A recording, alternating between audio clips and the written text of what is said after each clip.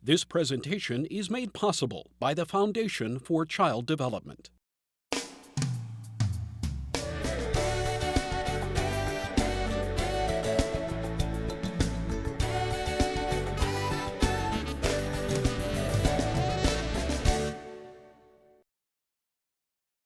Hello, I'm Dr. Lillian Katz from the College of Education at the University of Illinois. I want to tell you about the project approach to teaching young children as we look at a very good example of a project conducted in the campus-based preschool at Illinois Valley Community College.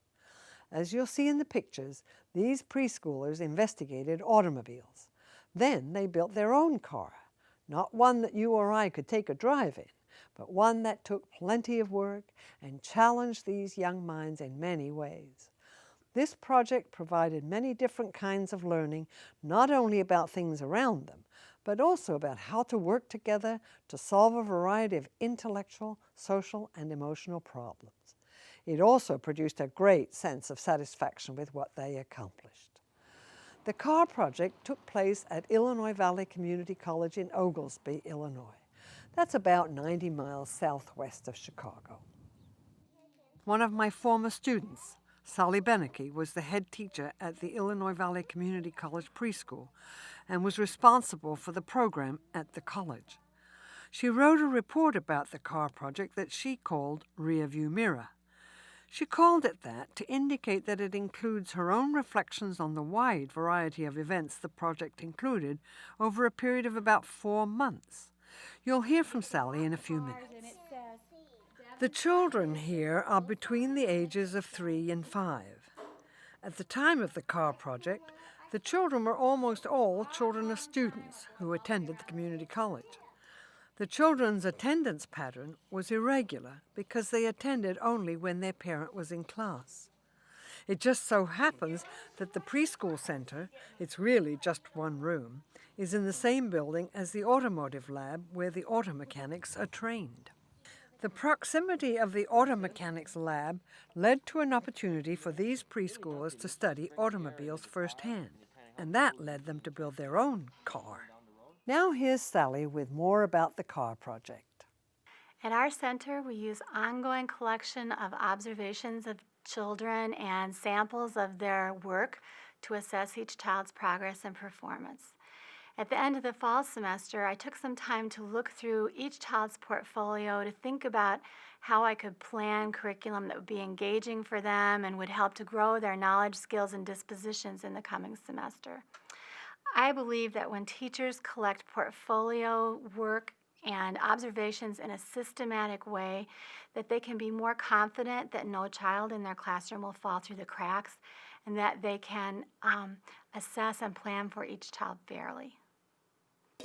This is Taylor, one of the boys in the class. He had just turned 4. He loved to dress in his Army clothes and play with his Army guys. As I looked through Taylor's portfolio, I realized that he had shown little interest in art or writing or drawing or any other art activities. In fact, he seemed content to play alone with a model of a machine like a small Army tank, and his pockets were always full of these little machines and Army guys when he came to school. I saw the need to get Taylor more involved in the life of the classroom community, and I wanted him to learn to value skills that would help him with writing and art. It's very easy as a classroom teacher to focus on the children who are more demanding and more active, and to lose sight of the child who's quieter and more passive. After looking over Taylor's portfolio at the end of this semester, I decided it would be a good idea if I could try to bring him more into the life of the classroom and bring him closer to the other children. So knowing that the automotive lab was nearby and knowing that Taylor had an interest in machines, I decided to see if the children would be interested in an investigation of cars. From a mother's standpoint, he was an outgoing child. He wasn't afraid to meet new people, but yet he was more or less, he liked to play on his own. If he was around cousins and such, he would go ahead and play and engage in playing with them. But just to meet a child, he was kind of standoffish. My personality was a little bit different back then, and I didn't know much, but now my personality's changed and I know a lot. In anticipation of the car project, the teachers got together and generated a topic web that was about all the aspects of cars that we could think of. The point of this was not really to predetermine the areas that we would cover with the children, but it was more to anticipate the directions that we might go, that their interests might lead us. Doing this kind of web helped us to think through what kind of materials we should gather, what kind of books we might want to begin to collect, what kind of experiences would be helpful, what kind of artifacts we could bring into the classroom so that we would be prepared to support their learning. We've got black, we've got yellow, we don't have red. Teachers and children are learning, reflecting, and doing things in a project-based classroom. While the child is learning about the topic, the teacher is learning about the child as she watches him in this active, engaged, meaningful learning experience.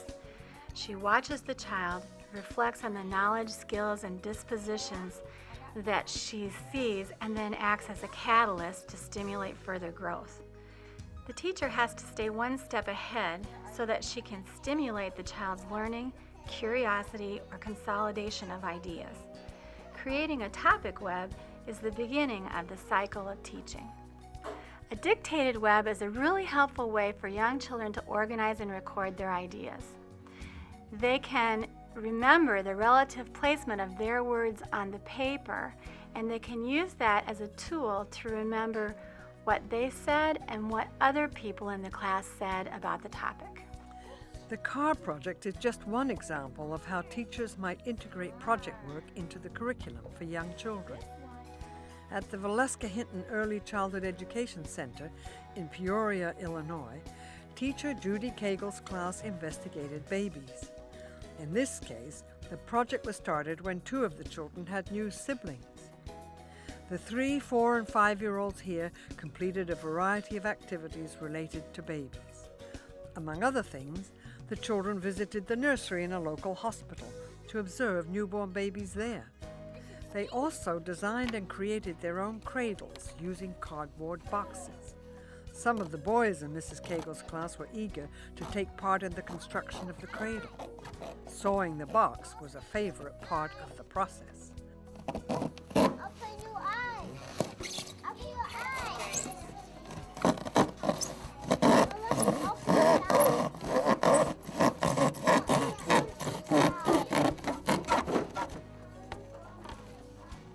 The children proudly explained to others about the process of building the cradle.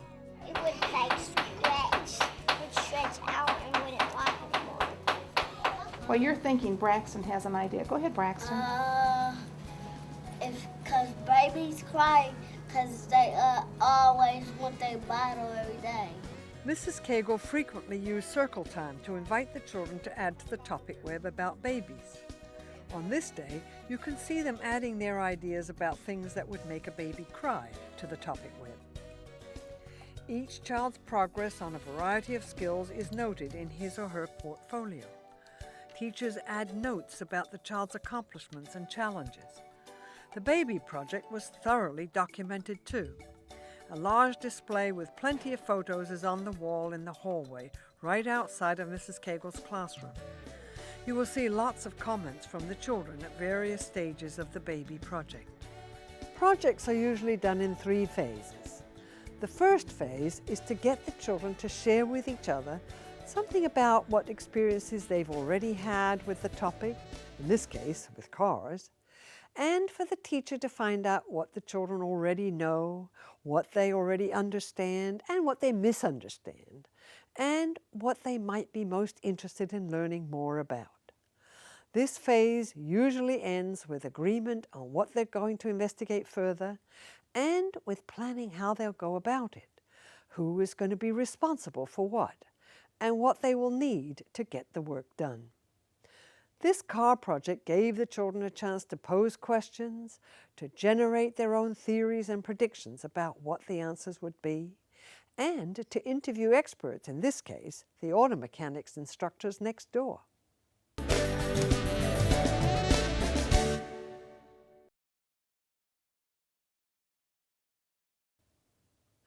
The first phase of a project focuses on finding out what the children already know about the topic, in this case, cars, and then finding out what aspects of cars they'd like to know more about. It involves taking the children on some visits to the auto mechanics lab, providing some hands-on opportunities, and first-hand observation of cars. To start the project, the children were engaged in a discussion about things that can break on cars. Some of their answers are represented in this web. Notice Taylor's remarks. It couldn't start when it always goes places. His idea is fine, we know what he means, but his verbalization is awkward and shows he could benefit from increased opportunities to work with his classmates so he could get more real experience of verbalizing his ideas, become more articulate, and also increase his acceptance by the others, which would further provide opportunities to strengthen his verbal skills.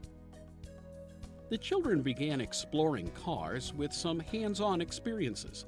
They touched, examined, and drew car parts, in this case, using a screwdriver or measuring parts, and even seeking information from the automotive instructors down the hall from the Childhood Education Center. We took small groups of children to the auto lab several times, and the children took small carpet squares with them to sit on, and clipboards and paper and pencils to record what they saw. Children decided individually what they would sketch. Most sketched various parts of the cars rather than the whole car. Often they chose to sketch the tires. Seeing the children sketch what they were actually observing instead of just using a symbol of what they intended to draw, this is an eye-opener, especially if you have underestimated their abilities. 4-year-old Mandy was one of the children who visited the auto lab. She was generally a quiet child who was only at the center 2 mornings a week. Despite her quiet, in-class nature, she was often the first to volunteer for journeys outside the class. At first, Mandy and a 3-year-old girl named Megan tried to draw the whole car, but they decided that was too hard. So after walking around the car, they decided to draw only the wheels. Here is Mandy's first wheel sketch. But after feeling and discussing the wheel, she drew another picture, one that was much more detailed. Now look at her third wheel sketch. After she returned to feel and discuss the wheel a third time, she had exactly the right number of cutouts and lug nuts. This was a turning point for Mandy, especially regarding my insight as a teacher into her development. When the teacher knows where a child is in their development, then it allows you to enter into a dance of sorts in which you can further stimulate and assess their growth. It's in this dance when the teacher and the student are both able to work at the highest level of their abilities. Children at the center recently conducted another investigation of cars. Their observations were also quite descriptive. And that's when they would know that it's moving. And that's so they would know what direction it is going. The children in Sally's class made advancements in other ways too. This is Max. He was one of the children in the class who tended to be oppositional and not cooperative with what was planned. But Max ultimately became very interested in the project. To build his interest, Sally took him on an individual visit to the auto lab, encouraging him to ask questions and record his observations. He watched as auto lab students there changed the oil in a car. Max even used his flashlight so he could see more detail under the car. At the next circle time, Sally asked Max to share his field trip experience and show the children his sketches. This is the oil change sketch that Max drew. After that experience, Max's behavior became less disruptive in class, and he now discovered the pleasure of contributing to the work of the group. Advanced automotive student Kevin Borg did a great job of getting to the children's level, physically and mentally, as he squatted down to their level to explain about the car's engine. He even took them under the car to show where the engine had been.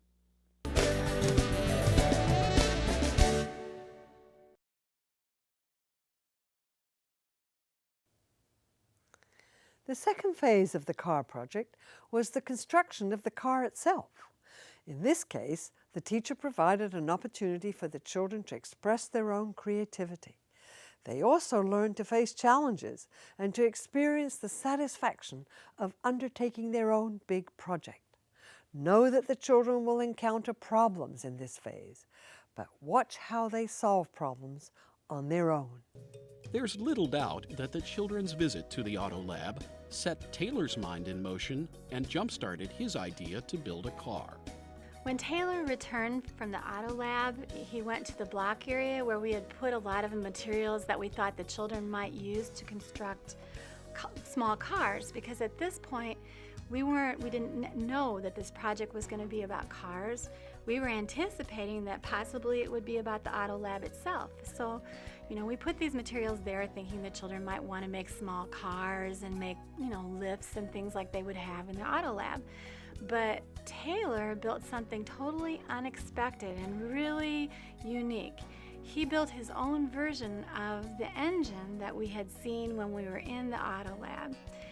And he was very proud of it, and I was just delighted that he had constructed something himself, and he took it around the room and he showed it to the other children. He was very proud of it. He showed it to his mother and in fact wanted to take it home, so we reached an agreement that he would take it home one night and then bring it back the next day so that we could use it as part of our project. Taylor was a fourth grader when we talked to him, and he has fond memories of building that car. I remember talking and making plans for it and building parts for it and finding things that you can use to build it. It was fun because you got to build what you wanted to for it, and you got to work with other people. I feel it gave him a more outgoing personality just because he learned how to work with other people better. Also, as a learner, he became more of an engaged learner. He, even still to this day, is not afraid to ask questions, to go look up things on his own, and I think that comes from wanting to know more, and that's what he learned from the car project, is that there's always more to learn.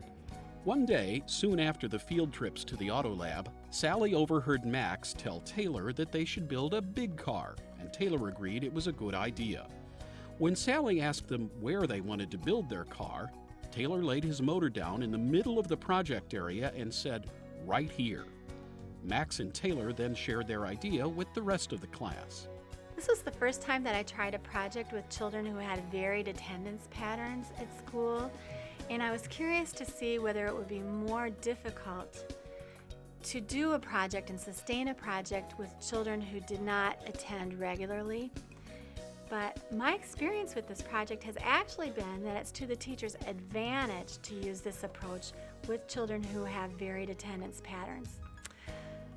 I think the ongoing long-term project work lends continuity and coherence to the children's learning experience and binds them together.